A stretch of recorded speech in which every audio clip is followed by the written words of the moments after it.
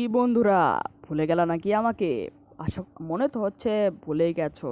এই দেখো, random match start দেওয়ার পরে যা হয় আর কি, স্টার্ট হেডশট হেডশট, বাট কি হয় আর কি, যা হয় আর কি। এবং তারপরে এরপর রাউন্ডেই ধাপ করে তাকে আমি মেরে দিই। এবং এরপর রাউন্ডে আর কি যা হয় দেখুন।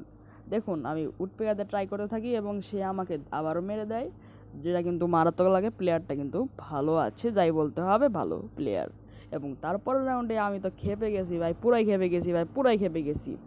একদম ধাপ করে ওয়ান ট্যাপ বসিয়ে দিই এবং তারপরের রাউন্ডেও ধাপ করে এসে ওকে ইউএমপি দিয়ে ট্রাই করি মারার, তবে সে তো মরতেই চাচ্ছিল না। 2 শট মারার পরও সে আর মারতে পারিনি এবং যখন তাকে মারতে যাই সে তো উধাও উধাও হয়ে যায় ভাই। এরপরে আমি যখন তাকে খুঁজে পাই, তাকে 2 শট মেরে একদম আর কি ফিনিশ করে দিই।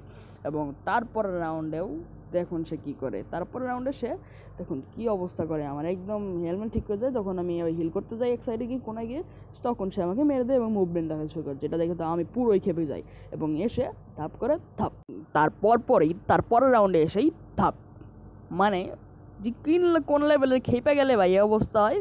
আর তোমরা যদি আমার এরকম ভয়েস কভারের ভিডিও দেখতে চাও প্রতিদিন, তাহলে ডেইলি একটা করে লাইক, একটা করে সাবস্ক্রাইব করে দেবেন। ধন্যবাদ। সাবস্ক্রাইব।